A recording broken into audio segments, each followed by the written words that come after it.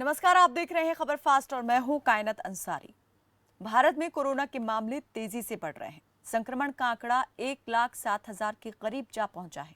हालांकि सरकारी दावा था कि संक्रमण को रोकने के लिए जो कदम सरकार उठा रही है उससे 16 मई तक संक्रमण के मामले जीरो हो जाएंगे। 3 मार्च 2020 तक भारत में कोरोना के केवल 5 मामले थे। अगले दिन ये आंकड़ा बढ़कर 27 पर पहुंच गया और अगले कुछ दिनों में इसमें तेजी से बढ़ोतरी देखी गई। इसने तेजी से रफ्तार पकड़ ली, जो अभी भी जारी है।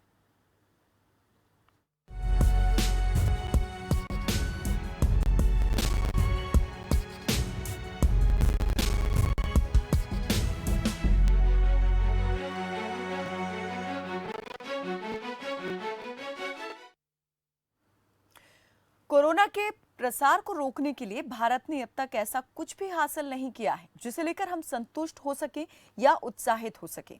24 मार्च से जारी लॉकडाउन के बाद से हम लॉकडाउन के चौथे चरण में प्रवेश कर चुके हैं, लेकिन संक्रमण के मामलों में कमी की जो उम्मीद थी वो अब तक पूरी नहीं हुई है। संक्रमण का आंकड़ा तेजी से बढ़ रहा है, लेकिन इसके बावजूद लॉकडाउन को लेकर जो नियम पहले तय किए गए थे वो अब लचर होते जा रहे हैं। सख्ती पाबंदी अब अर्थव्यवस्था को गति देने के हिसाब से तय की जा रही है। लॉकडाउन पर जो नियम पहले केंद्र खुद तय कर रहा था, उनमें कई मामलों में अब अधिकार केंद्र के पास से राज्य सरकारों को दे दिए गए हैं। यानी अब राज्य सरकारें किस क्षेत्र को किस जोन में रखा जाना है, कहां कितनी छूट, कितनी रियायत देनी है, सब खुद तय करेंगी।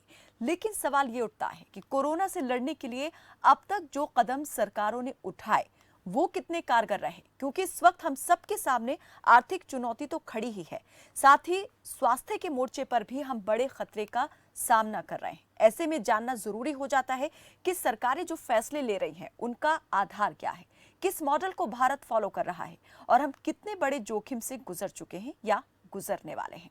तो कई मेहमान हमारे साथ यहाँ पर जुड़ेंगे जो इस बात को लेकर ज्यादा रोशनी डालेंगे, इस बात पर कि भारत सरकार जो है वो किस मॉडल पर आगे बढ़ रही है, क्या कोई रणनीति भी सरकार के पास ठोस रणनीति है कोरोना से निपटने के लिए, या फिर अभी हम सिर्फ प्रयोगात्मक दौर से ही गुजर रहे हैं। यानी कि क्योंकि बीमारी नहीं है इसलिए नए नए तरीकों से हम इसे रोकने का प्रयास कर रहे हैं। और जब केंद्र अपने प्रयासों में जो है कह सकते हैं कि एक तरह से थक गया, अब उसने राज्य सरकारों को यह अधिकार दे दिया है कि वो अपने हिसाब से तय करें कि कैसे इस महामारी को रोकना है। तो कई मेहमान हमारे साथ यहां जुड़ चुके हैं इस पर चर्चा करने के लिए।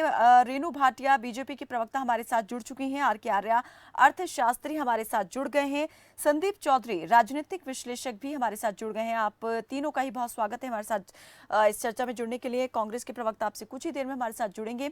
सबसे पहले मैं सवाल यहाँ पर करना चाहूंगी रेणु भाटिया जी से। रेणु जी, अभी तक हम जो है जिस तरह से ये दावे और वायदे कर रही थी सरकारें कि वक्त बीतने के साथ लॉकडाउन जो है वो बहुत ज़्यादा कारगर साबित होगा और मामलों में कमी देखी जाएगी। मामलों में कमी तो नहीं देखी जा रही है, लेकिन जो नियम शर्तें तय की गई थी उनमें ढील और लचरपन जरूर देखा जा रहा है।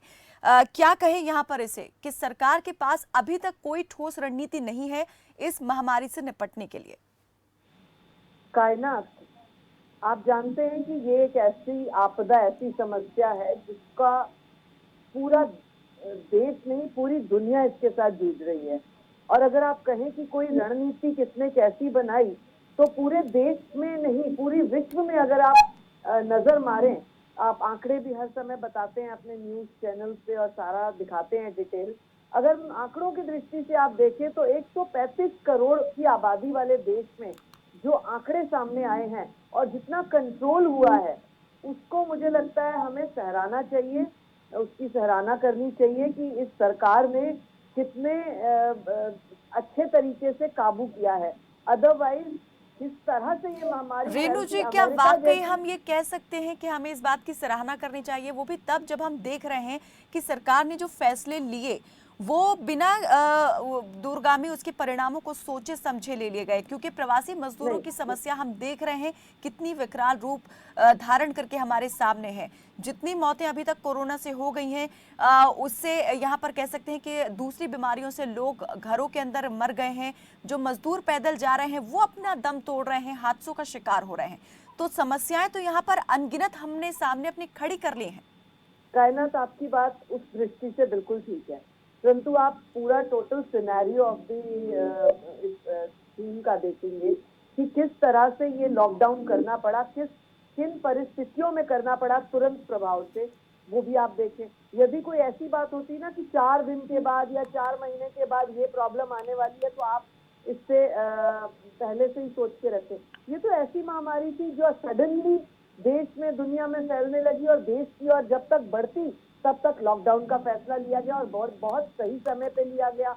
तो मुझे ऐसे लगता है कि हमें जितना मोदी सरकार ने प्रयास किया है उस चीज को एडमायर करना चाहिए। नो डाउट मजदूरों को बहुत कष्ट उठाना पड़ा, परंतु अगर आप ध्यान करें कायनात, हम लोगों ने एक डिबेट की थी, आप और मैं भी थे उस डिबेट में, जिसमें माननीय प्रधानमंत्री जी ने जब अपना संबोधन किया था, सेकंड संबोधन, उसमें उन्होंने कहा था कि लोगों को पैनिक होने की जरूरत नहीं, घबराने की जरूरत नहीं, जो जहां है वहीं पर रहे, ताकि हम उनकी उस तरह से वहां पर व्यवस्था कर सके। और बहुत हद तक सरकार ने की, लेकिन मुझे नहीं लगता ये कौन सी ऐसी गुमराह करने वाले लोग थे रेणु जी, इसमें जिन्होंने कोई प्रवासी शक नहीं, मजदूरों को कोई दो राय नहीं गुमराह कि करने की सरकारें, स्थिति राज्य में डाला सरकारें भी कि हमें। आगे आई, स्वयंसेवी संस्थाएं भी आगे एक आई, मिनट केंद्र ने कायनात, भी मेरी बात पैकेज रिलीज किया। मेरी बात पूरी हो जाए कायनात, छोटी सी एक लाइन रहती है। जो ये मजदूर गुमराह हुए उनको भी बहुत कन्विंस करने की, आप जैसे मीडिया के लोगों ने, हम लोगों ने, कार्यकर्ताओं ने, सबने कन्विंस करने की कोशिश की कि आप जहां हैं वहां आप रहें, तो आपको सारी सामग्री, सारा सब कुछ वहां दिया जाएगा।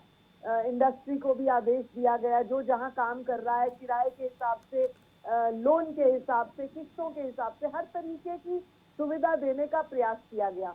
परंतु ये पब्लिक है, अगर उनके दिमाग में कुछ आ गया कि हमें अपने गांव तक पहुंचना है, घर तक पहुंचना है, शायद वो वहां सुरक्षित है, तो मेरे ख्याल से उस चीज को लेकर उन्होंने एकदम से अपना फैसला लिया।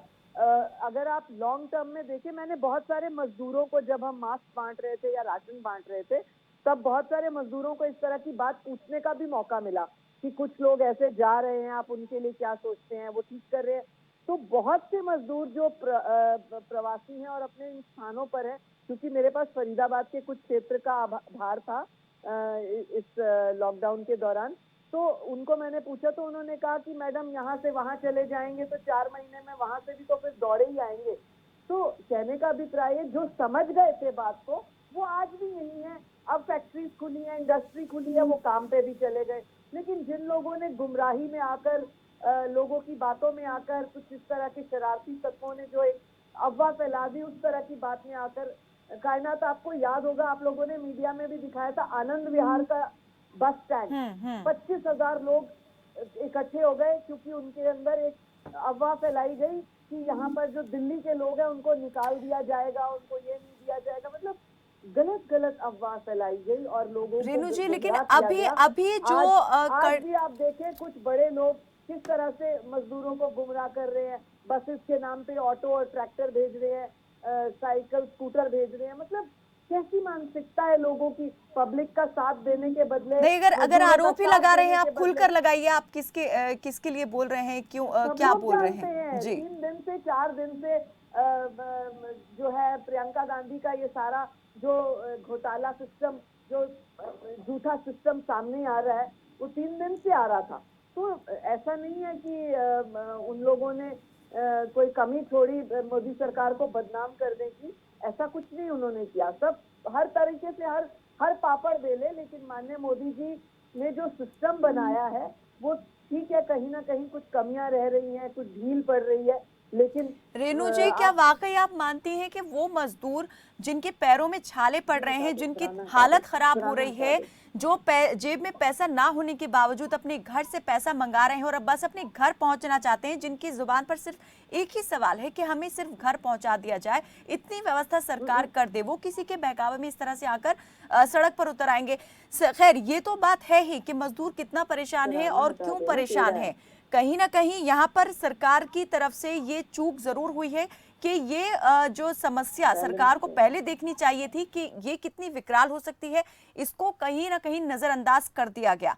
मैं सवाल ये कर रही हूं कि सरकार अब जो कदम उठा रही है, क्या सरकार के पास जो सरकार फैसले ले रही है, चाहे केंद्र हो या राज्य सरकारें हो, वो किस आधार पर ये फैसले ले रहे हैं कि किस तरह से उन्हें आगे जो है पॉलिसी बनानी चाहिए, क्या नियम उन्हें और शर्तें जो है तय करनी चाहिए? क्योंकि जो बात शुरू हुई थी वो बीमारी के प्रसार को रोकने से शुरू हुई थी, सब कुछ इसी के लिए कदम उठाए गए थे, लेकिन प्रसार अभी नहीं थम रहा है, वो तेजी के साथ बढ़ रहा है।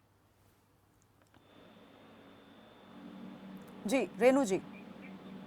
देखिए, कायनात, इस चीज को अगर हम पॉजिटिव वे में लेना चाहें, अगर हमें अपने देश की और जनता के हित की बात सोचनी है तो बहुत अलग नजरिया होता है। जिस प्रकार से माननीय प्रधानमंत्री जी और उनकी टीम ने दिन रात एक करके, पुलिस एडमिनिस्ट्रेशन ने, मेडिकल एडमिनिस्ट्रेशन ने दिन रात एक करके हम सबका ख्याल किया, हम सबकी सेवा की, हम सबको सुरक्षित बनाए रखने का पूरा प्रयास किया, वो भी एक कुशल नेतृत्व के वजह से हुआ। और अगर हम केवल जो कमियां रह गई उनको सिर्फ गिनने में लगेंगे तो मुझे नहीं लगता हम देश का कभी हित सोच सकते हैं। मुझे ऐसे लगता है, आप ये देखिए, ये तो चलो एक आपदा हम पर आई है, माननीय प्रधानमंत्री जी ने और हरियाणा के जो मुख्यमंत्री हैं, इन्होंने पहले दिन से एक बात कही कि यदि किसी के पास कोई अच्छी राय है तो उसको, हमें कोई गुरेज नहीं है उसे एक्सेप्ट करने में या उसको फॉलो करने में, हमें कोई उसमें गुरेज नहीं है। और मैं भी ऐसा समझती हूँ कायनात, अगर आप भी मुझे कोई अच्छी सलाह देंगे जिससे मेरा हित होगा, देश का हित होगा, समाज का हित होगा, तो मुझे लगता है मैं वो पहली व्यक्ति होंगी जो आपकी बात को, उसको अडॉप्ट करूंगी, क्योंकि उसमें एक बड़प्पन होगा। तो मुझे लगता है ऐसे आपदा के समय में हम सबको मिलकर बेहतर कैसे किया जाए, कमियां क्या रही हैं उनको गिनाने के बदले, टाइम वेस्ट करने के बदले, लेकिन रेणु जी, जब उन्हीं 70 वर्षों के बाद जिन गरीबों को गरीब करके रखा गया, उनके साथ आप आज रोड किनारे बैठ के और चर्चा रेणु जी, करते हैं। यही बात, रेणु जी, यही बात, जिन गरीबों की आप बात कर रही हैं, इस समय वो गरीब से और गरीब हो गए हैं और भी ज्यादा जो दयनीय जीवन है वो यहाँ पर व्यतीत कर रहे हैं। आऊंगी आपकी तरफ, बाल मुकुंद जी। सरकार ने उनका पूरा ध्यान किया कायनात, सरकार ने उनको किसी भी तरीके से कमी होने नहीं दी। आज भी जब वो प्रवासी मजदूर अपने अपने क्षेत्रों में पहुंच जाएंगे, वहां उनके लिए मनरेगा की तैयारी कर रखी है, वहां उनके लिए कैसे उनको व्यवसाय में या लोन, चलिए, इसके लिए ज्यादा अच्छे तरीके से, बेहतर तरीके से हमारे साथ जो अर्थशास्त्री जुड़े हैं आर के आर्या जी, वो जरूर बताएंगे। आर्या जी, आपने सुना ही होगा, आऊंगी आपकी तरफ, और आपने ध्यान पूर्वक सुन भी लिया होगा कि कैसे सरकार की जो मदद है वो कितनी ज्यादा कारगर साबित होने वाली है या राहत भरी साबित होने वाली है। इस पर जरूर मैं आऊंगी आपकी तरफ। बाल मुकुंद जी, क्या कहेंगे आप इस पूरे मामले पर कि अब जो है यहाँ पर क्या विपक्ष भी इस मामले में सिर्फ अब राजनीति करने में जुट गया है? सुझाव जो देने चाहिए वो सुझाव नहीं आ रहे हैं विपक्ष की ओर से, और सिर्फ अब मजदूरों के मुद्दे पर राजनीति शुरू हो गई है। देखिए कायनात जी, आप काफी विद्वान हैं, अच्छी बातें रखते हैं, मैं आप पे कटाक्ष नहीं कर रहा, लेकिन मैं सीधे तौर पर आपको एक चीज कहना चाहता हूँ कि मजदूर शब्द का प्रयोग हम ना भी करेंगे तो भी हमारा काम चल जाएगा। ये प्रवासी लोग हैं और देश की रीढ़ की हड्डी है। आज मैं कहता हूं, जो राजनीति करता है कोई भी व्यक्ति, कोई भी इंसान, एक पार्टी लगाओ, आप किसी को मान के चलो, तो वो अपने पैरों पर कुल्हाड़ी मारेगा। ये एक मानवीय विषय है, एक मानवीय पहलू है। आप जैसे देख रहे हैं सड़कों पे 2-2 साल की बच्चियां, 1.5 साल की बच्चियां, 6-6 महीनों के बच्चे सड़कों पर बच्चे जन्म ले रहे हैं। ऐसी हालात में कौन दोषी है, आने वाली पीढ़ियां भी तय करेंगी। वो लड़के या वो बच्चे जो 10-10 दिन से पैदल चल के अपने घर जा रहे हैं, फिर पे उस पर कुछ लोग कह रहे हैं कि उनको बहकाया जा रहा है। तो मैं समझता हूं ये मानवीय पहलू है, मानवीयता पर विचार किया जाएगा। हम नहीं करेंगे। एक टीवी डिबेट पे बैठने वाले दो लोग नहीं फैसला करेंगे। वो जनता, वो देखने वाले लोग, वो महसूस करने वाले लोग, जिनके अपने हैं, जिनके अपने गवाए हैं, कितने प्रवासी लोगों की मृत्यु हो चुकी है, 100 से ज्यादा लोग अपनी जान गंवा चुके हैं, वो तय करेंगे कि राजनीति कौन कर रहा है। अब संवेदनाओं पर आ जाइए, सहयोग पर आ जाइए। माननीय देश के प्रधानमंत्री जी ने जिस दिन लॉकडाउन की घोषणा की, उससे पहले 12 फरवरी को राहुल गांधी जी ने सचेत किया, ट्विटर पे कहा कि देश में एक आपदा आने वाली है, हमें तैयारी रखनी चाहिए। क्योंकि हमारी बात को सीरियसली नहीं लिया, कोई बात नहीं। जिन लोगों को मध्य प्रदेश में सरकार बनानी थी, वो सरकार बनाने में मशगूल रह गए। स्थिति क्या है? 50 दिन का लॉकडाउन माननीय प्रधानमंत्री जी ने किया। लोगों ने विश्वास किया प्रधानमंत्री जी पर, बैठे अब अपने घर। किया क्या? 450 पे लॉकडाउन किया जब 450 केस थे। 4000 पे ताली बजाने के लिए कहा, 40,000 पे मोमबत्ती जलाने के लिए कहा, 50,000 पे फूल बरसाने के लिए कहा।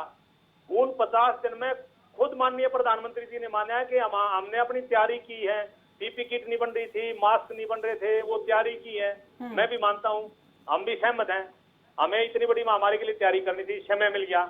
लेकिन क्या उस समय का उपयोग वो 50 दिन में, वो जो ट्रेन आज चलाने की बात कह रहे प्रवासी ट्रेन, जिस दिन से लॉकडाउन हुआ था, पहले दिन से ही सोशल डिस्टेंसिंग के माध्यम से, मास्क लगाने के माध्यम से अगर ये काम कर दिया जाता तो मैं सोचता हूँ व्यवस्था बेहतर होती। किसी को राजनीति करने का मौका भी नहीं मिलता। दूसरा मैं आना चाहता हूँ, व्यवस्था में जो लोग चाहते हैं मदद करना, प्रियंका जी को 1000 गाड़ियों की अनुमति माननीय मुख्यमंत्री जी ने दी। हमने वो बसें ला करके बॉर्डर पे खड़ी कर दी। मैं मानता हूँ कुछ कागजों की कमी इन्होंने बताई। आप ये कर सकते हैं कि जितने कागज पूरे हैं जिस गाड़ियों के, आप उनको परमिशन दे दीजिए। 4 दिन से वो गाड़ियां खड़ी किस लिए? कि वो गाड़ी के जो ड्राइवर हैं, कोई किराए पे भी आई हुई हैं, कोई सहयोग से आई हुई हैं, वो भाग जाएं। लेकिन हम राजनीति नहीं करना चाहते। केवल उन मजदूरों को, हमारी बहन बेटियों को घर तक पहुंचाना हमारा उद्देश्य है और उसमें हम लगे रहेंगे। मानवीयता से बाहर जाकर के ना कांग्रेस सोचती है, ना मानवीयकरण की बात से बाहर कांग्रेस के विचार हैं। हमने इन लोगों की मदद के लिए तत्पर रहना है, कोई राजनीति नहीं करनी। जो हमसे बन पड़ेगा वो हम करते रहेंगे, हमें दिखाने की जरूरत नहीं है।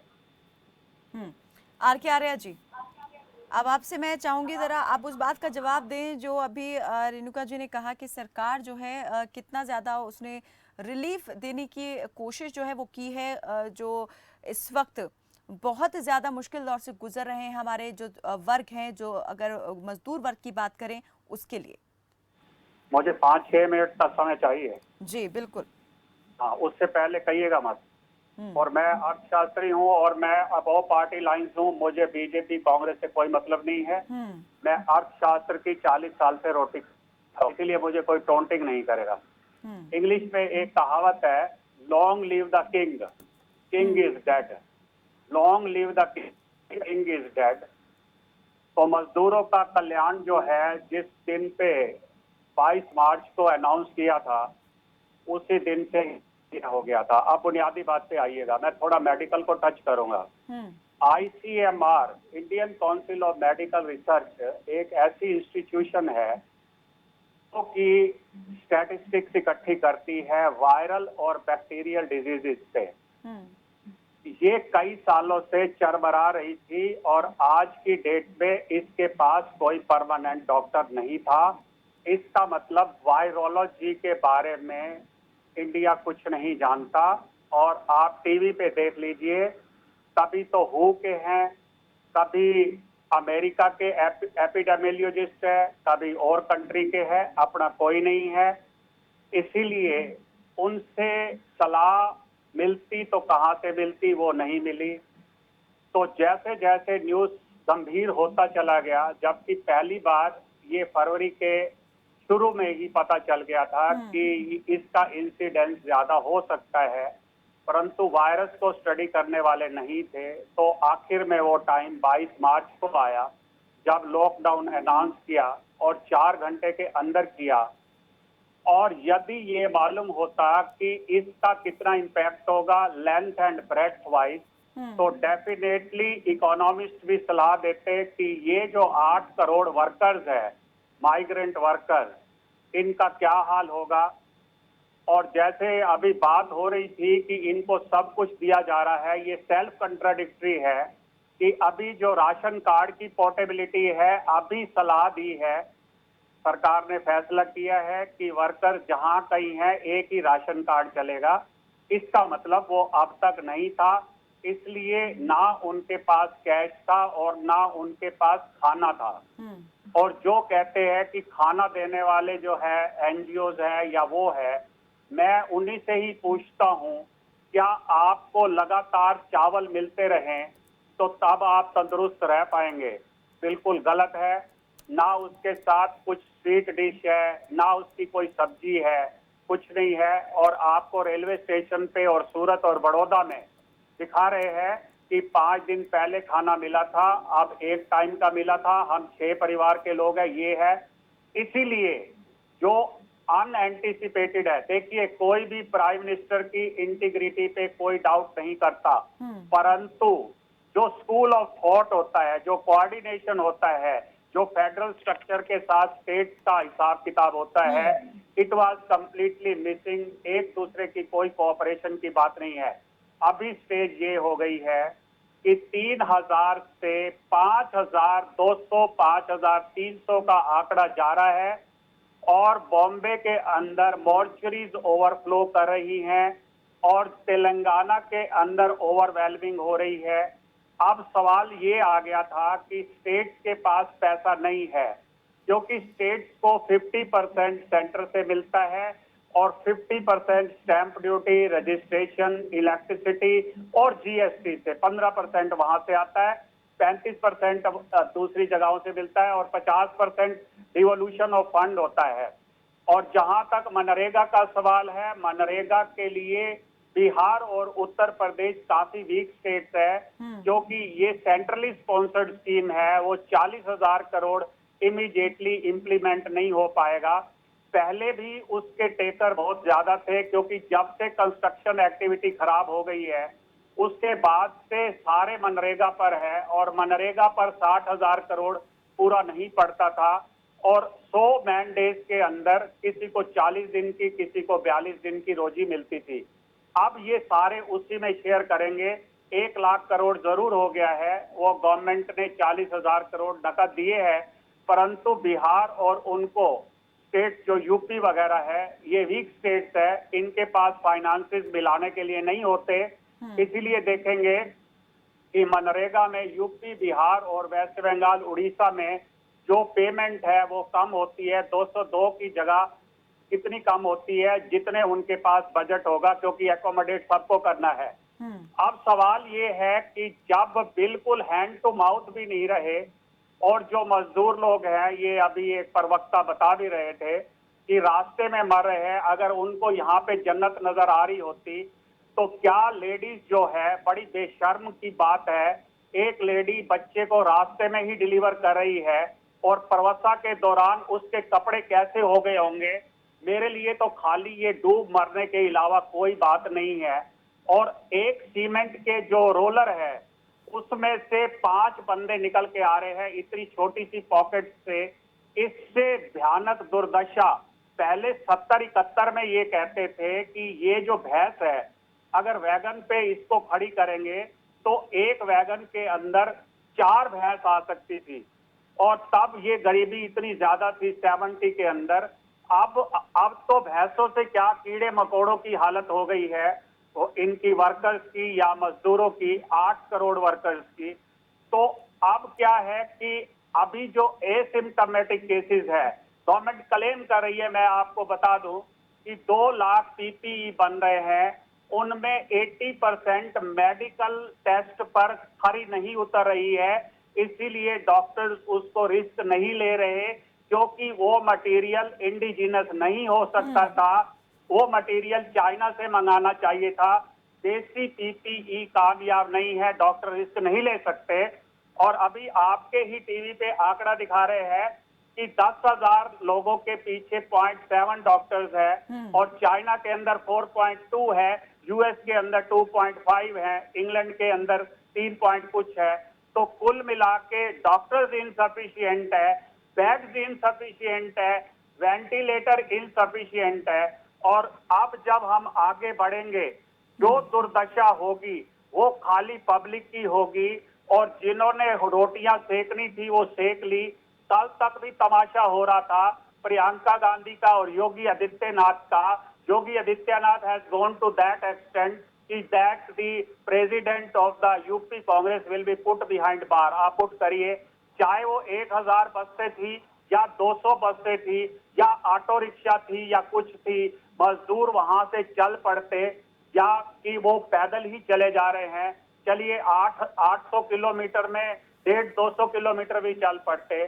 तो आने वाले दिनों में जो सुपोजिशन होगी, अगर इस तरह से आंकड़ा बढ़ता रहा तो इकोनॉमी जरूर कोलैप्स करेगी, इसका सेक आएगा। आज की डेट में 14 करोड़ अनएम्प्लॉयमेंट है, जो कि 27% ऑफ द लेबर फोर्स बैठती है। उसको एम्प्लॉय करना बड़ा मुश्किल काम है। और जो सप्लाई चेन है, मेट्रोपॉलिटन सिटीज में आपकी 30% सप्लाई चेन है, तो कहां से उसको शुरू करोगे? और जो मशीनरी चाइना से आती है उसका तो इंपोर्ट ही बंद है, क्योंकि ना शिप चल रहे हैं ना कार्गो चल रहा है। तो कुल मिला के अब मेरी अगली टर्न आएगी तो मैं आपका विशेष उत्तर दूंगा। फिलहाल जो पोजीशन है 1% ग्रोथ रेट होने के चांसेस है। संदीप जी, सरकार जो है क्या अब इस स्थिति में नहीं रह गई है कि वो कोई भी निर्णय अपने विवेक से ले सके? क्योंकि अब जिस तरह से केंद्र सरकार ने जिम्मेदारियां राज्य सरकारों के कंधों पर डाल दी हैं और अब राज्य सरकारों के बीच में जो कोऑर्डिनेशन है उसमें बड़ी कमी देखने को मिल रही है, इसके आप कैसे नतीजे देखते हैं? क्या ये सारा मामला सिर्फ अब राजनीतिक ही होकर रह जाएगा, जबकि हमें इस वक्त सबसे ज्यादा जरूरी ये था कि हम स्वास्थ्य को लेकर के बात करें, कैसे इन सब चीजों से हम निपट सकते हैं? आपस में कोऑर्डिनेशन सबसे ज्यादा मजबूत होना चाहिए था इस वक्त, लेकिन वही सबसे वीक है। देखिए कायनात जी, स्थिति बड़ी क्रिटिकल है, इस बात से इनकार नहीं किया जा सकता। और बिल्कुल शीशे की तरह चीजें साफ कर दी है। मेरे से पहले बोलने वाले हमारे साथी हैं जी, काफी अच्छे से उन्होंने चीजों को ब्रीफ किया है। हेलो, आप मुझे सुन पा रहे हैं? बिल्कुल, वो आपको सुन रहे हैं आर्या जी। ओके कायनात जी, मैं एक्चुअली आपको बता दूं, जिस तरीके से आज की सिचुएशन है, पूरे तरीके से राजनीति हो रही है। चाहे भारतीय जनता पार्टी की बात करूं, चाहे कांग्रेस की बात करूं, जो मूल चीजें हैं, जो मूल मुद्दा है, उससे लोगों का ध्यान भटकाया जा रहा है। जिस तरीके से लोग सड़कों पे हैं, आप मुझे ये बताइए, जहां कांग्रेस या बीजेपी जिम्मेदारी समझती है, उन्होंने किसी भी जिला प्रशासन को अभी तक क्या जिम्मेदारी दी है? क्या वहां के डीसी को जिम्मेदारी दी है कि तुम्हारे जिले के अंदर कोई भी पैदल नहीं जाना चाहिए, कोई भी महिला सड़क पे नहीं होनी चाहिए, उनके लिए गाड़ी की व्यवस्था आप करेंगे? कई बॉर्डर सील कर दिए गए हैं, कई जिलों की सीमाएं सील कर दी गई हैं। और आदमी ने, क्या आप मानिए, चौथा लॉकडाउन चल रहा है। गरीब आदमी हो, अमीर आदमी हो, आप इसको मजदूरों का नाम मत दीजिए। आज ही मेरे पास फोन आया, जी न्यूज की सीनियर एंकर हैं, उनकी मदर नहीं है, उनके फादर कानपुर में है। उन्होंने कहा, संदीप जी किसी तरीके से मैं नोएडा से कानपुर जा सकती हूँ क्या? तो ये स्थिति है, चाहे पत्रकार हो, चाहे बिजनेसमैन हो, चाहे सर्विसमैन हो, चाहे मजदूर लोग हो, समस्या सबके सामने खड़ी है। चौथा लॉकडाउन चल रहा है, हर आदमी प्रॉपर जगह पहुंचना चाहता है। जो लोग अपने घरों में सुरक्षित बैठे हैं, वो टीवी चैनल पे बैठकर बहुत अच्छा ज्ञान बांट रहे हैं, क्योंकि उन्हें असली समस्या का पता नहीं है। अगर वो घर से, परिवार से दूर होते, तब उनको ये समस्या समझ में आती कितनी बड़ी समस्या है। तो यहाँ पे राजनीति छोड़ के सबसे पहले तो जितनी भी पार्टीज हैं, उनका आपस में एडजस्टमेंट होना, एक दूसरे के साथ अंडरस्टैंडिंग होनी बहुत जरूरी है। जहां कांग्रेस की सरकार है, वो बीजेपी के ऊपर आरोप लगा रही है, बीजेपी कांग्रेस के ऊपर आरोप लगा रही है। ये एक दूसरे की तारीफ करने का, पुल बांधने का समय नहीं है। ये समस्या से लड़ने का टाइम है, मिलकर लड़ने का टाइम है। लोगों के घर में चूल्हे चले, लोग अपने घर सुरक्षित पहुंच जाएं। आप देखिए, बेटियां साइकिल चला रही हैं, बूढ़े माँ बाप को साइकिल से लेकर तो बिहार इस सब के लिए संदीप जी क्या मानते हैं कि कैसे और किसको निर्णय लेना चाहिए यहाँ पर? क्योंकि अब तो केंद्र भी जो है एक तरह से बैकफुट की स्थिति में दिखाई दे रहा है। जिस तरह राज्य सरकारों को उनके, भले ही ये कहा जाए कि उन्होंने बहुत इस बात के लिए फोर्स किया कि उन्हें ये अधिकार होना चाहिए कि किस क्षेत्र को किस जोन में रखा जाए और उनके राज्य से जुड़े फैसले उन्हें लेने का अधिकार दिया जाए। तो आप इस स्थिति में जब मजदूरों को लेकर जो ट्रेन पहुंच रही हैं या बसेस पहुंच रही हैं, तो परमिशन का एक बड़ा सवाल जो है वहां पर आ रहा है कि परमिशन होनी चाहिए, नहीं मिल रही है, तो जो जहां है वो वहीं पर अटक रहा है, फंस रहा है। ऐसे में देखिए ये कायनात सारी जी, स्थिति कैसे आप कह सकते हैं कि कंट्रोल हो सकती है? जो एक तो हम पहले ही समस्याओं से जूझ रहे हैं, वहां पर और समस्याएं हमने अपने सामने खड़ी कर ली हैं। देखिए कायनात जी, सबसे जरूरी था चीजों को क्रिटिकल नहीं बनाया जाना चाहिए था, चीजों को इजी बनाया जाना चाहिए था। परमिशन का कोई मतलब नहीं बनता। इंडियंस है, अगर मैं हरियाणा में रहता हूं, मुझे दिल्ली में जाना है, तो मेरे लिए सरकार को बस की व्यवस्था करनी थी, क्योंकि जान हथेली पे लेके जाने वाली बात है। इस टाइम पे वही विजिट करेगा, वही गुड़गांव से दिल्ली जाएगा या दिल्ली से गुड़गांव आएगा या राजस्थान जाएगा या यूपी से बिहार जाएगा, जिसकी जान जोखिम में है, जो सरवाइव नहीं कर पा रहा है। वो चाहता है कि अपनी उस मिट्टी में, अपने उस घर में जाए जहां पे उसका जन्म हुआ, जहां पे उसका परिवार रहता है। तो इन चीजों में हमें इतना क्रिटिकल नहीं बनाया जाना चाहिए था। कहां से परमिशन मिलेगी, कैसे होगा? आपको हिंदुस्तान का पता है, आप किसी चीज के लिए परमिशन लीजिए, कोई लाइसेंस बनवाने की कोशिश कीजिए, आपको पता चलेगा हिंदुस्तान में कितना प्रॉब्लम होता है। एक छोटी सी नकल अगर पटवारी से लेनी पड़ जाए किसान को, तो उसको पता होता है कितने चक्कर काटने पड़ जाते हैं। तो अधिकारियों के हाथों से निकालना चाहिए था, उनको सुविधा ऐसी देनी चाहिए थी। जब किसी भी राजनीतिक दल की, कायनात जी, कोई रैली होती है, चाहे रैली दिल्ली में हो और वो लोग लखनऊ से भी लोगों को लेके आते हैं, वहां पे उनको बस खड़ी हुई मिलती है, बस की सीट पे खाने के पैकेट रखे हुए मिलते हैं। तो ऐसी व्यवस्था करने की जरूरत थी। अभी डॉक्यूमेंटेशन में लोगों को नहीं फंसाया जाना चाहिए था, चाहे सरकार कांग्रेस की हो, चाहे सरकार बीजेपी की हो। और रही बात केंद्र सरकार की, केंद्र सरकार ने अच्छा किया कि राज्य सरकारों को अधिकार दिया, क्योंकि कई राज्य सरकार चाहती थी उनको प्रॉपर राइट्स मिले। और आपने देखा लॉकडाउन भी कई राज्य सरकारों ने पहले से बढ़ा दिया था। जी रेणु जी आती हूँ। बाल मुकुंद जी पहले कुछ कहना चाह रहे थे। जी बाल मुकुंद जी। देखिए, जो हमारे विद्वान लोगों ने आपको राय दी, मैं इसमें एक संशोधन अपनी तरफ से एक रहा हूं कि कांग्रेस कभी राजनीति नहीं कर रही और ना आगे करेगी। हमने पंजाब में हमारी गवर्नमेंट है, राजस्थान में हमारी गवर्नमेंट है, छत्तीसगढ़ में हमारी गवर्नमेंट है, हमने कुछ भी एक शब्द नहीं बोला। हम केवल ये चाहते हैं कि प्रवासियों को अपनी जगह पहुंचाने के लिए केंद्र सरकार को ही जिम्मेवारी लेनी पड़ेगी। रेलवे डिपार्टमेंट उनके अंदर है। आज गृह मंत्रालय कहता है कि हमें एनओसी की जरूरत नहीं, इसको खत्म कर दिया 60 दिन के बाद। ये सब बनावटी बातें हैं, बनावटी। जब लोग मर रहे हैं सड़कों पर, प्रसव बच्चों के जन्म सड़कों पर हो रहे हैं, 2-2 साल की बच्चियां कर रही है, लोगों में एक तरह से दहशत का माहौल भी है और गुस्सा भी है, उबाल पे आ रहा है। 60 दिन के लिए उनकी जज्बात जो है ना वो जगह छोड़ गए हैं। ऐसे समय में सब कुछ केंद्र सरकार की जिम्मेवारी है और वो जिम्मेवारी से भाग नहीं सकती। अगर हमने कांग्रेस ने 100 बसें देने के लिए कहा है, वो बॉर्डर पे खड़ी है, तो ये क्या राजनीति है? मैं मेरे दोनों विद्वान जो आपके एक्सपर्ट हैं, मैं उनसे पूछना चाहता हूं, अगर उन बसों में बैठा करके इन्होंने बताया भी है, अगर 3 दिन से बसें खड़ी हैं, अभी तक तो कम से कम लाखों लोग अपने स्थान तक पहुंच जाते। बिल्कुल ठीक कहा इन्होंने कि डॉक्यूमेंटेशन में नहीं उलझाना चाहिए। वो डॉक्यूमेंटेशन एक ऐसी प्रक्रिया है जिसके तहत ये लोगों को मारना चाहते हैं। 1000 बसें जब कांग्रेस ने अगर दे दी थी, उनमें बैठाना है और छोड़ के आना है, इसमें कहां डॉक्यूमेंटेशन की जरूरत है? बिल्कुल ठीक है आर्य जी ने, मैं सहमत हूं इनसे। इसी तरह परमिशन की ये सब चीजें इनको दबाने के लिए किया जा रहा है, लेकिन इसका भुगतान जो भी राजनीति करे उसको करना पड़ेगा। मैं दावे के साथ कहता हूं, मानवीयता के साथ नहीं खिलवाड़ किया जा सकता। मानवीय पहला पहलू है, मानव सेवा ही नारायण सेवा है, और अगर कोई कर सकता है तो इसको करनी चाहिए। बल्कि अगर सामाजिक संस्थाएं, एनजीओ वगैरह आगे नहीं आती तो और भी फैली स्थिति हो जाती। ये तो बता लिया लोगों ने आपस में, लोग खाना खिला रहे हैं, लोग भंडारे लगा रहे हैं गुरुद्वारों में, मंदिरों में, जहां से जिसको दिया जा रहा है, जो भी गरीब लोगों के लिए किया जा रहा है। सरकार तो कहीं है ही नहीं, सरकार कहीं दिखाई नहीं दे रही, ना केंद्र सरकार दिखाई दे रही, ना राज्य सरकार दिखाई दे रही। उत्तर प्रदेश में भी बीजेपी गवर्नमेंट है, हरियाणा में बीजेपी की गवर्नमेंट है, यहाँ से सरकारी बसें जाती हैं कालका से, पंचकुला से, अंबाला से, और उनको वहां जाकर के बुलंदशहर से वापस लौटा दिया जाता है। जवाब दे दे कोई, इसमें कौन राजनीति कर रहा है? दोनों जगह बीजेपी की गवर्नमेंट है। रेणु जी। कायनात, अभी कल ही की डिबेट है, मैं किसी दूसरे चैनल पे थी, कौन राजनीति कर रहा है कौन नहीं कर रहा है, ये बार बार राजनीति शब्द का इस्तेमाल करते हैं। हम लोग राजनीतिक दलों में हैं, चाहिए इस बात के ऊपर फोकस होना चाहिए। हम राजनीति में आए हैं जनता के हित के लिए, जनता के सुधार के लिए, ना कि जनता को गुमराह करने के लिए। ये बातें कर रहे हैं किस राज्य में किसकी सरकार है, पंजाब से कल लोगों को अमृतसर बॉर्डर पर जो है दिल्ली आने के लिए और बिहार जाने के लिए किस तरह से उनको बेरुखी से उनको मारा गया पंजाब के बॉर्डर्स पर, आपने वो इनको शायद दिखाया नहीं है।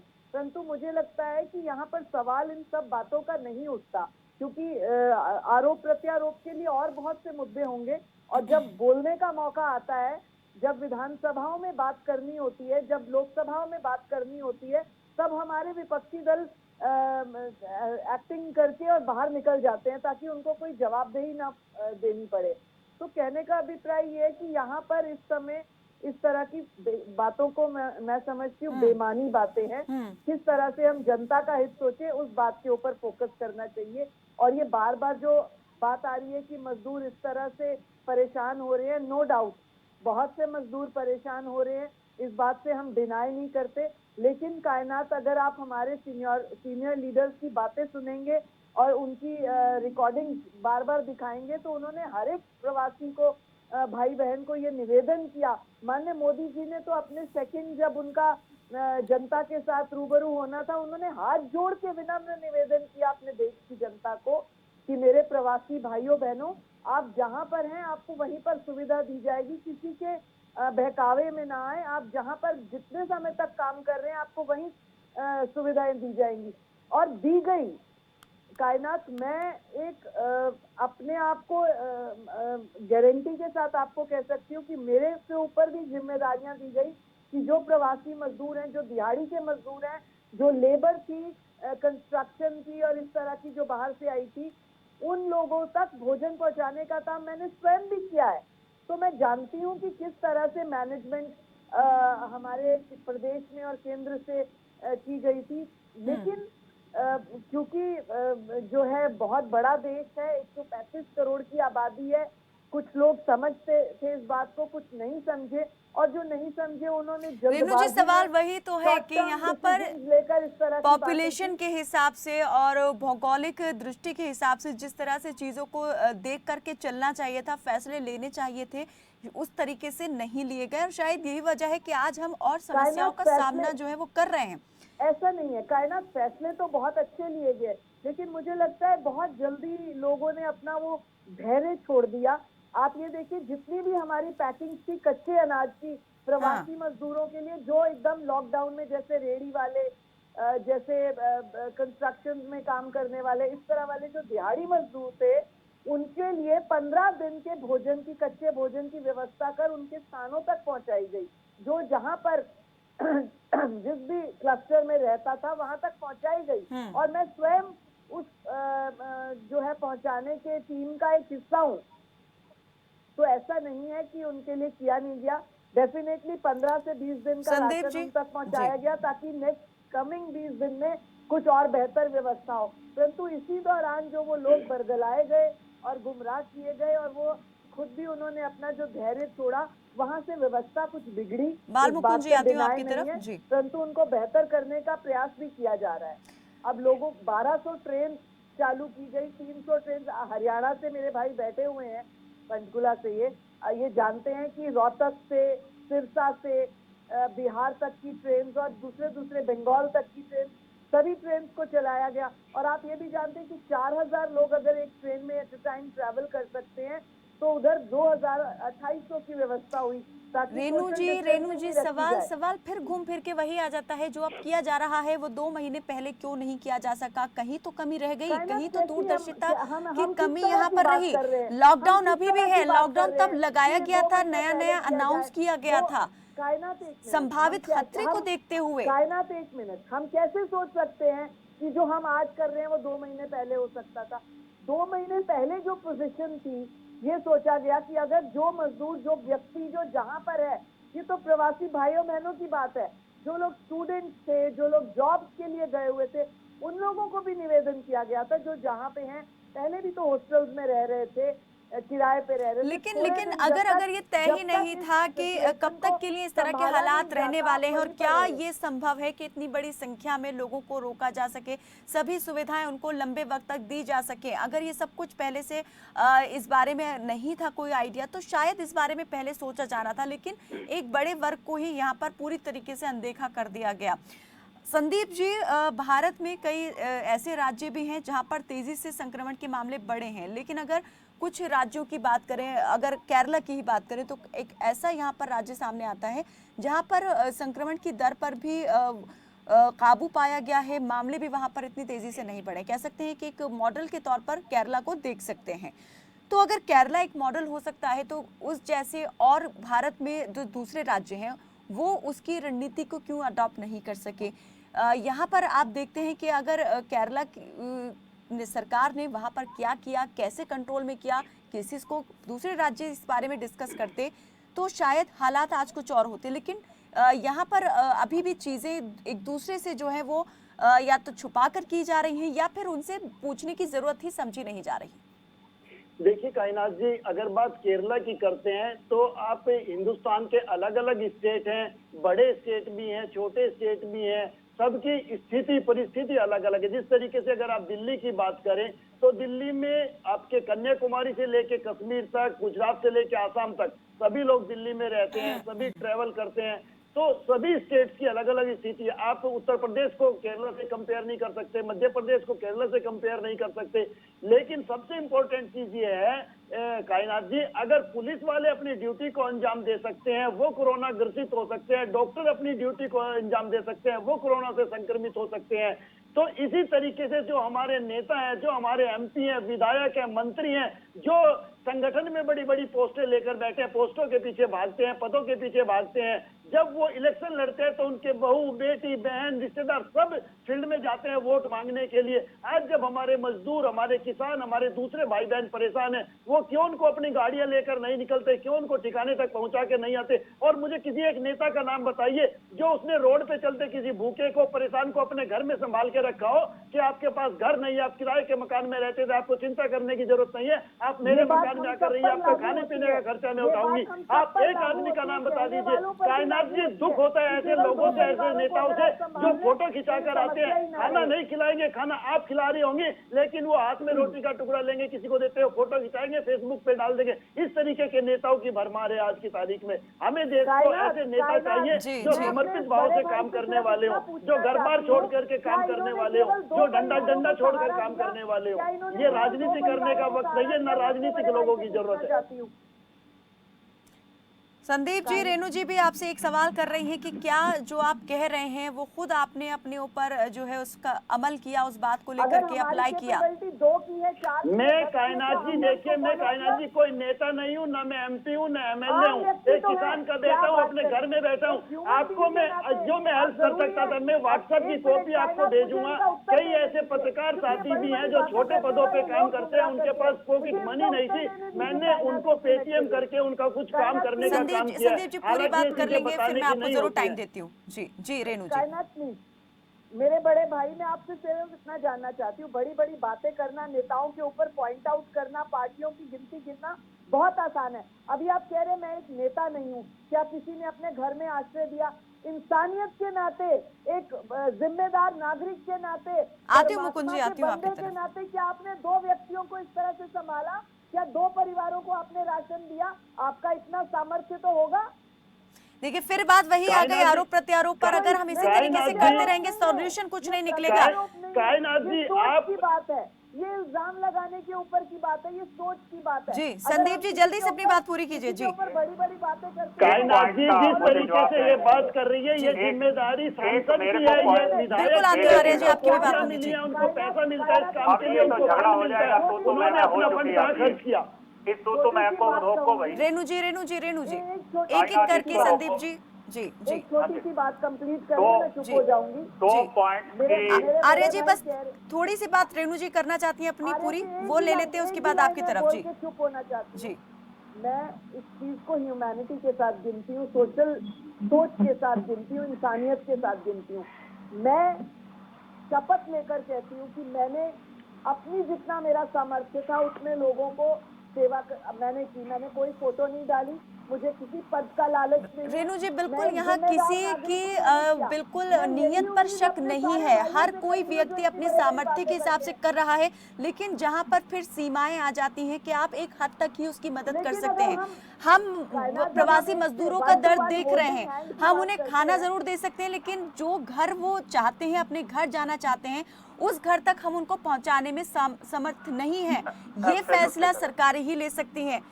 मुकुंद जी अपनी बात रख लें, मैं आती हूँ फिर आर्या जी आपकी तरफ। जी बाल मुकुंद जी। बिल्कुल, बहुत मेहरबानी, मैं 1 मिनट में पूरी कर दूंगा। देखिए, संदीप जी ने बहुत अच्छा सवाल उठाया है और रेणुवाला जी ने भी बिल्कुल शपथ लेके ये बात की है कि इसने जो किया होगा अच्छा किया होगा, बिल्कुल इंसानियत के नाते।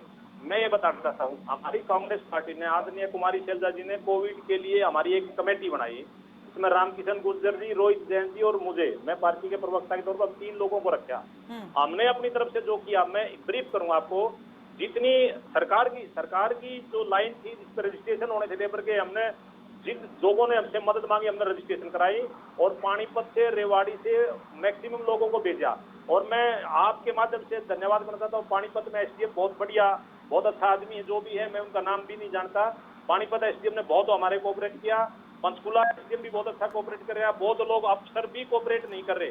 और जहां तक राजनीतिक आदमी की इन्होंने बात की, संदीप जी, मैं आपको बताना चाहता हूँ, पेपरों में ना आने हुए, हमारी कांग्रेस पार्टी के मुख्य प्रवक्ता है बजरंग दास गर्ग जी, हर रोज 2000 से 3000 लोगों का खाना खिलाते हैं। इसके साथ साथ वो अगरवा धाम ट्रस्ट है, पूरे हिंदुस्तान का, अगर समाज का, उसके राष्ट्रीय अध्यक्ष भी हैं, लेकिन कभी ज्यादा पेपर में नहीं दिखाया, कभी कुछ भी उन्होंने इस बिल्कुल, तरह यहाँ पर दिखावा कई किया। लोग सिर्फ और सेवा नेशनल भाव के हाईवे लिए ही आगे आ सिरसा रहे से हैं। लेकर के जी रोहतक जी, तक, आर्या जी। सबको खाना, सिरसा से लेकर रोहतक तक भाई, जहाँ भी रोड पे नेशनल हाईवे लोग चलते हैं, सबको खाना एक ही व्यक्ति द्वारा खिलाया जा रहा है। आदरणीय बजरंग दास गर्ग जी, आप तहकीकात कर सकते हैं। और मैं रेणु जी आर्या को जी। भी धन्यवाद करता हूं, अगर उन्होंने जितना किया अच्छा किया, और आप ज्यादा करिए और ये हम किसी ज्यादा पर करेंगे। मैं एहसान शपथ लेता हूँ, नहीं, नहीं बिल्कुल, मैं भी शपथ लेता हूँ, हर एक व्यक्ति जितना का ये हमारे फर्ज लोग है, करेंगे। इस मुश्किल वक्त में वो जितना कर सकता है वो करे। विराम जी लें, थोड़ा आर्या सा जी। विराम लें। आर्या 3 जी। बातें बुनियादी आपने कही है कि यूपी बॉर्डर के ऊपर गाड़ियां खड़ी हुई क्यों नहीं जा सकती। बेसिक कॉन्सेप्ट क्लियर नहीं होते तो उलझन बनेगी। नेशनल डिजास्टर मैनेजमेंट एक्ट के अंदर सारी पावर डिस्ट्रिक्ट मजिस्ट्रेट को हो जाती हैं। चाहे तो वो बैलगाड़ी को भी लाइसेंस दे सकता है, चाहे स्कूटर को भी लाइसेंस दे सकता है, किसी को कागजों की कोई जरूरत नहीं होती। सिर्फ योगी आदित्यनाथ की होम मिनिस्ट्री से कमांड आते ही गाड़ी चली जाती। वो जो वॉलंटियर्स होंगे किसी भी सरकार के या किसी भी बंदों के, किसी भी पार्टी के या किसी के भी, चाहे उसमें गाड़ियां थी या वैन थी या कुछ भी थी, वो चली जाती और मजदूर अपनी जगह पर पहुंच जाते। क्योंकि जब कोई ऑफर भी कर रहा है तब आप अड़ंगा लगा रहे हो, नंबर 1। नंबर 2, जब आप कह रहे हैं कि केरला की कैसे चलती है, केरला में पिछले 70 सालों से लगभग लेफ्ट फ्रंट गवर्नमेंट रही है। 1970 से 80 के बीच में थोड़ी बहुत कांग्रेस की सरकार आई थी। लेफ्ट गवर्नमेंट का 2 चीजों पर खर्चा होता है केवल, क्योंकि उनको प्रोडक्टिविटी चाहिए, हेल्थ और एजुकेशन। उन्होंने primary health centre, community health centre और सेकेंडरी हेल्थ सेक्टर और टर्शरी सेक्टर बिल्कुल परफेक्ट है, कभी भी उनके अंदर कोई कंफ्लिक्ट नहीं होता। वो आज की डेट में 6% of their domestic product spend करते हैं। और ये सरकारें जो है, क्योंकि घाटे पे चल रही है, वो सरप्लस पे चलती है, जो बचा खुचा है वो हेल्थ पे चला जाता है। क्योंकि इन सरकारों को पता है कि ये भेड़ बकरियां हैं, अगर मान लीजिए ऑपरेट कर भी दिया तो जो उसके साथ दवाइयां हैं, जा भाई बाहर से ले आ, वो थैली से उठा के ला रहा है उधार से। तो ये हालत है हरियाणा की, यही हालत है उत्तर प्रदेश में। उत्तर प्रदेश में मैंने मायावती के दौरान में डॉक्टर्स को, कंपाउंडर्स को और केमिस्ट को मिली भगत से रिश्वत देते हुए हॉस्पिटल के अंदर मैं रोज जाके खड़ा रहता था। 1 साल मैं देखता रहा हूं। अभी ये कुछ सरकारें सुधरी हैं, क्यों सुधरी हैं या नहीं सुधरी। और तीसरी बात, जब ये मैडम कह रही हैं कि हमने ये किया वो किया, पहली बात तो कोई इस दुनिया में बेदर्द नहीं है। अगर आपके घर पे भी कोई भिखारी आ जाता है तो तब भी आप उसको अपनी रोटी में से ही पकी हुई रोटी दे देते हो। माफ तो कीजिए, आप इसलिए बात को अगर बिल्कुल कोई भी गलत- स्पष्टीकरण की तो कोई जरूरत नहीं है। गलत परंतु नजरिए में ये ले गए आप सरकार बात जो को। है, ये सरकार जो है वो पहले से कंगाल हो चुकी थी। जब से डीमोनेटाइजेशन और जीएसटी लगाया है उसके दौरान में एम्प्लॉयमेंट का लॉस कर चुकी है और 5 लाख करोड़ का नुकसान ये सरकार कर चुकी है ऑलरेडी, अपनी मर्जियों के कारण, कोई कोऑर्डिनेशन के कारण, कोई पूछताछ के कारण। और यही 5 करोड़ का अगर स्पेस होता, इतनी अनएम्प्लॉयमेंट नहीं होती। एक वर्ड यूज होता है, हेलीकॉप्टर ड्रॉप बोलते हैं, कि कागजों को वहां से कागजों को ड्रॉप कर दो, नोटों को जो है आप ड्रॉप कर दो, ताकि उनके हाथ में कैश हो जाए और डिमांड स्टिमुलेट हो जाए। क्योंकि सरकार अंदर से खोखली है, अब उसके पास पैसे नहीं है, इसीलिए 20 लाख करोड़ का जो पैकेज है वो इस तरह से बैंकों के आधार पर छोड़ दिया है और बैंकों की मर्जी है। और अगले स्टेप पे अगर 1 महीना कोरोना रहेगा, बैंक खाली हो जाएंगे और इसीलिए रिजर्व बैंक इनके कहने पे नहीं चलेगा कि 3 लाख एमएसएमई को दे दो, 50,000 करोड़ इनको दे दो, 20,000 करोड़, क्योंकि डिपॉजिट्स आएंगे। लोग कैश को रोक लिया है। हीरो होंडा ने 90,000 करोड़ को रोक लिया है उसके पास इन्वेस्टमेंट का। तो वो कह रहे हैं मुंजाल साहब कि कैश को रखना ठीक है, डिपॉजिट में डालने का कोई वो नहीं है। इसीलिए आने वाले दिनों में आपको और भी दिक्कतों का सामना करना पड़ेगा। इसीलिए पॉलिटिकल राइवली को छोड़कर जहां पे कंस्ट्रक्टिव आपने माइंड लगाना हो वहां लगाइए कि सरकार क्या कर सकती है, मैडम क्या कर सकती है, उसका कोई मीनिंग नहीं है। मेरी तरफ से आपको इतना ही कहना है। जी, बहुत शुक्रिया आर के आर्या जी, इस तमाम चर्चा में हमारे साथ जुड़ने के लिए और तमाम बातचीत में हमारे साथ बने रहने के लिए। संदीप जी, क्या लगता है कितना खोया है और कितना पाया है इस लॉकडाउन के चलते हमने? क्योंकि अभी तक जो हम देख रहे हैं अर्थव्यवस्था पूरी तरीके से चरमरा गई है। सरकार जो कदम उठा रही है वो कदम भी उस दिशा की ओर बढ़ते हुए अभी दिखाई नहीं दे रहे हैं जहां पर मंजिल जो है वो कहते हैं कि आ जाएगी। कायनात जी, सियासत की दुकानों में रोशनी के लिए जरूरी है कि मुल्क मेरा जलता रहे। अगर आप बात इसमें खोने की और पाने की करते हैं तो पाने के नाम पर जीरो है। केवल और केवल हिंदुस्तान ने इसमें खोया है और थोड़ा कुछ नहीं खोया है। मुझे लगता है इतना कुछ खो चुके हैं जो आप हिसाब किताब नहीं लगा सकते। तो अभी देखना यह है किस तरीके से गाड़ी लाइन पे आएगी। करीब 1 लाख संक्रमित है आज की तारीख में, कई हजार लोग अपनी जान दे चुके हैं और ये भी आप समझ सकते हैं कि प्रॉपर टेस्ट नहीं हो रहे हैं। जितनी रिपोर्ट आनी चाहिए उतनी रिपोर्ट इसलिए आपके सामने नहीं आ रही है। अदरवाइज जैसी हालत अमेरिका की है वैसी हालत हिंदुस्तान की होगी, मैं इस चीज से इनकार नहीं कर सकता। बल्कि ये कह सकता हूँ जिस तरीके से हमारी पॉपुलेशन है, हमारे देश की व्यवस्था है, स्थिति बहुत खराब हो सकती है। इसके लिए सरकारों के अलावा हमें और आपको, हमारे भाइयों बहनों को भी इसमें बड़ा रोल अदा करने की जरूरत है। एक दूसरे को समझाने की जरूरत है। सोशल डिस्टेंसिंग ही इसका मेडिसिन है, सोशल डिस्टेंसिंग ही इसका वैक्सीन है आज की तारीख में। लेकिन संदीप जी, सोशल डिस्टेंसिंग के साथ डब्ल्यूएचओ का जोर जो है वो टेस्टिंग को लेकर के भी रहा है। इस मामले में आप क्या देखते हैं, कितना हम पैरेलल चल रहे हैं या फिर कितना पीछे चल रहे हैं? देखिए कायनात जी, मैंने पहले ही बताया टेस्टिंग के मामले में हम बहुत पीछे हैं और हकीकत ये है, आप बात छुपा सकते हो या घुमा फिरा के बता सकते हो, मैं स्ट्रेट फॉरवर्ड बोल देता हूँ, किसान का बेटा हूँ, कि हमारी सामर्थ्य नहीं है उस तरीके से उस लेवल पे टेस्टिंग कराने की जिस लेवल पे टेस्टिंग की जरूरत है। बहुत शुक्रिया संदीप जी इस तमाम बातचीत में हमारे साथ जुड़ने के लिए। रेणु जी, सरकार की तरफ से लॉकडाउन जरूर यहाँ पर किया गया, लेकिन उसके बाद ये जो टाइम हमने लिया था, ये जो वक्त ताकि हम भुना सकें इस वक्त को, वो शायद हम नहीं कर पाए।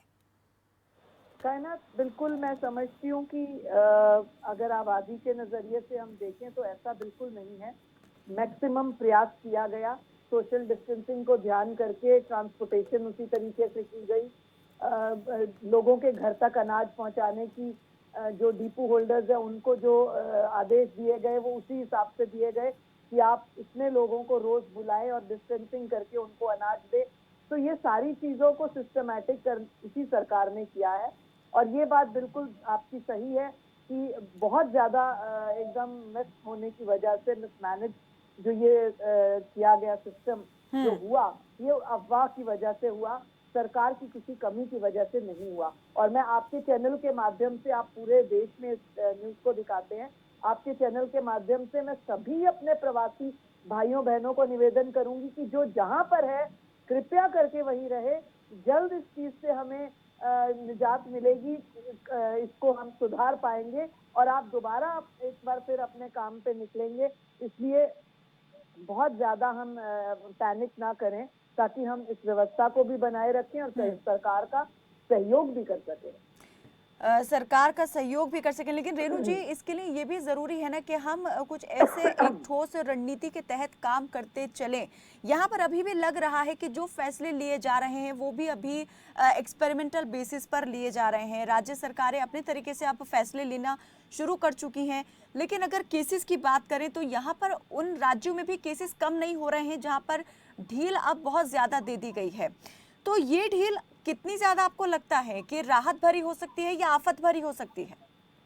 कायनात, ढील देना और क्या इसका बेनिफिट गुड एंड बैड होगा, इस चीज के लिए आपको ध्यान हो, पहली बार इतिहास में माननीय प्रधानमंत्री जी ने अपने सभी राज्यों के मुख्यमंत्रियों के साथ, ऐसा नहीं कि केवल अपने पार्टी के जहां जहां सरकारें थी, ऐसा नहीं, पूरे देश में हर एक मुख्यमंत्री के साथ बैठकर उन्होंने 5 बैठकें की हैं और एक 1.5 घंटे की नहीं, 8-8, 7-7 घंटे की, 10-10 घंटे की, 13 घंटे की, ऐसी बैठकों के बाद सबकी बात सुनी। हर एक ने अपने राज्य की परिस्थिति और पोजीशन को बताया, कमियों को बताया, उस मुताबिक फैसला लिया गया कि किस जगह पर लॉकडाउन बढ़ाया जाए, किस पे कम किया जाए, किस जगह पर रेड जोन, ग्रीन जोन और ऑरेंज जोन किस परिस्थिति में है, उसके मुताबिक लेकिन रेणु जी क्या हम चीजों को खोला जाए, क्योंकि अल्टीमेटली हमें धीरे धीरे अपने आप को मैनेज करना है। और जो ये बार बार बातें आ रही थी कि काम धंधे बंद हो गए, बिजनेस ठप हो गई, ये सारी बातें जो आ रही थी, इन चीजों को भी ध्यान में रखते हुए इंडस्ट्री को चलाना था, लोगों को वापस काम पे लगाना था। लेकिन रेणु जी एक बात क्या हम ये नहीं कहेंगे कि हमने यूरोप के दूसरे देशों के मॉडल को फॉलो किया, लॉकडाउन को देखा और उसे तुरंत भारत जैसे देश में भी लागू कर दिया? यूरोप जैसे जो दूसरे देश हैं जहां पर आबादी कम है और उनके जो मेडिकल इंफ्रास्ट्रक्चर है वो भी कहीं ज्यादा बेहतर है, वहां पर ये चीज जरूर कारगर साबित हो सकती है। लेकिन भारत जैसे देश में जहां पर हर वर्ग की अपनी जो है एक जरूरत है और अपनी समस्या है, उस जैसे देश में लॉकडाउन जैसी चीज कि सब कुछ बंद कर दें और जो जहां है, जबकि हमें ये पता होना चाहिए कितनी बड़ी संख्या में लोग जो प्रवासी मजदूर हैं वो एक से दूसरे राज्य में कमाने के लिए पहुंचे हुए हैं, वो कितनी बड़ी मुश्किल में फंस जाएंगे, क्राइसिस का सामना करेंगे। नहीं कायनात, इसको हम मेडिकल एंगल से भी देखें और इस भयंकर बीमारी को ध्यान में रखते हुए देखें। रेणु जी अगर मेडिकल एंगल से ही पहले भी देख रहे थे ना, तो शायद अभी भी जो हम यहाँ पर मजदूरों को जाने की इजाजत दे रहे हैं वो नहीं देते। लेकिन आप आंकड़ों की दृष्टि से बाकी देशों के मुकाबले अपना आंकड़ा देखिए और उस हिसाब से सोचिए। शायद वो इसलिए रेणु जी, शायद इसलिए टेस्टिंग कम हो रही है। धन्यवाद करती हूँ मैं इस बात के लिए, मोदी जी की सराहना करती हूँ, धन्यवाद करती हूँ। और हम सब इस बात को एहसास करते हैं कि उन्होंने बिल्कुल समय पर लॉकडाउन कर दिया। बहुत बहुत कम वक्त है। थोड़ा सा बाल मुकुंद जी, तो वहाँ की तरह हमारे रिजल्ट होते। बाल मुकुंद जी जल्दी से अपनी बात कीजिए, वक्त मेरे पास बहुत कम है। देखिए, समस्या की वास्तविकता जो को समझते हुए मैं ये कहना चाहता हूँ, ये दोनों चीजों का हमें बिल्कुल बैन छोड़ना पड़ेगा। कोई किसी को गुमराह नहीं करे, ये मानवीय प्रकृति है। हर व्यक्ति अपनों के पास जाना चाहता है और लोगों के बयान आए हैं कि मरेंगे भी तो अपनी जगह जाके मरेंगे। सरकार के लोग, चाहे वो प्रवक्ता हो चाहे बीजेपी के सरकार के लोग, वो चाहते हैं कि जो वहीं रहे। सबको पूरे प्रोसीजर को, लॉकडाउन को कैसे देखते हैं, कितना खो दिया है, कितना पा लिया है, कैसे देखते हैं सबको? मैं ये कहना चाहता हूँ अभी भी सरकार प्रबंध करे, लोग अपने घर जगाएंगे, अपनी जगह पर जाएंगे। जब तक ये प्रबंध नहीं करेंगे व्यवस्था और विकराल रूप धारण करेगी, केस भी बढ़ेंगे और वर्षों तक सड़क पर लोग आएंगे। तो इनको प्रवासी होना ही ना पड़ता। चलिए बहुत, अगर 70 वर्षों तक आपने सोचा होता तो इनको प्रवासी होना ही ना पड़ता। चलिए बहुत शुक्रिया आप सभी का हमारे साथ इस चर्चा में जुड़ने के लिए, बहुत बहुत शुक्रिया जी। तो कोरोना की चाल तेज होती जा रही है और इसी बीच सुस्त पड़ी अर्थव्यवस्था को चुस्त करने के लिए केंद्र और राज्य सरकारें अपने नियम शर्तों में बदलाव कर रही हैं। इस बदलाव के नतीजे कितने सुखद या भयावह होंगे ये तो आने वाला वक्त ही बताएगा, क्योंकि कुछ भी कह पाना अभी मुश्किल ही नहीं, नामुमकिन भी है। फिलहाल के लिए मेरे साथ बस इतना ही। आप देखते रहिए खबर फास्ट। नमस्कार।